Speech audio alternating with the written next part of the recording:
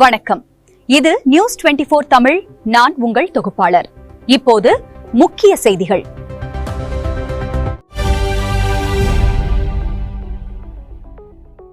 தமிழகத்தில் 717 டாஸ்மாக் கடைகளை மூட முதலமைச்சர் விஜய் உத்தரவு பிறப்பித்துள்ளார்.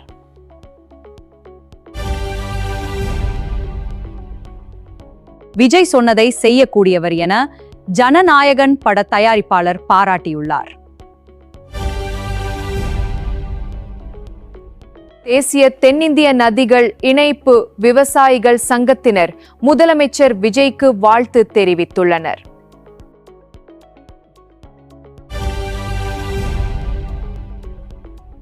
தமிழக சட்டசபை கூட்டம் இன்று தொடங்கியது. சபாநாயகராக ஜே.சி.டி. பிரபாகர் பதவியேற்றுக் கொண்டார். துணை சபாநாயகராக ரவிசங்கர் போட்டியின்றி தேர்வு செய்யப்பட்டார். திமுகவோடு கூட்டணி பேசினார் எடப்பாடி பழனிசாமி என சி.வி. சண்முகம் பரபரப்பு குற்றச்சாட்டு முன்வைத்துள்ளார்.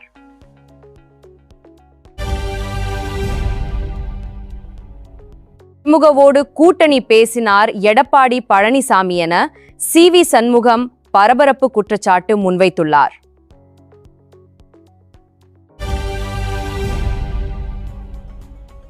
முதலமைச்சர் விஜய் தலைமையிலான தமிழக வெற்றி கழகம் ஆட்சியை ஆதரிக்க முடிவு செய்யப்பட்டுள்ளதாக சி.வி. சண்முகம் தெரிவித்துள்ளார்.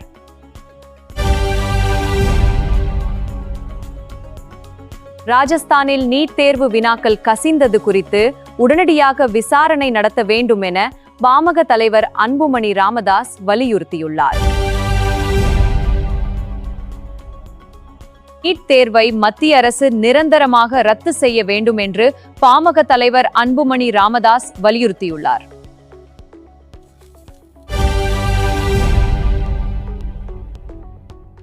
ஆன்லைன் வழியில் மாணவர்களுக்கான கற்பித்தலை தொடங்க வேண்டும் என பிரதமர் நரேந்திர மோடி அறிவுறுத்தியுள்ளார்.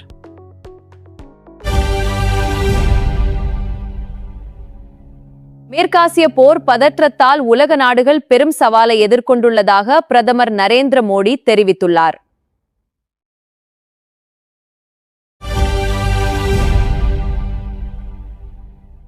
அமெரிக்காவில் நீச்சல் குளத்தில் ஐதராபாத் பெண் என்ஜினியர் பிணமாக மீட்கப்பட்டார்.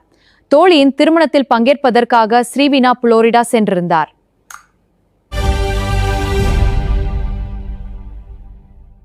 இந்தியா மீண்டும் தாக்கினால் விளைவுகள் கடுமையாக இருக்கும் என பாகிஸ்தான் ராணுவ தளபதி மிரட்டல் விடுத்துள்ளார்.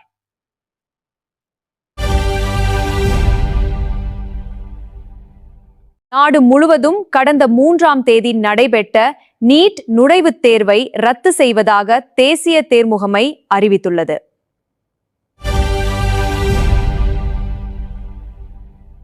மந்திரி பதவிக்காக தமிழக வெற்றி கழகத்திடம் மண்டியிட்டு கிடக்கிறீர்களா என சி.வி. சண்முகம் தரப்பை அதிமுக கடுமையாக சாடியுள்ளது.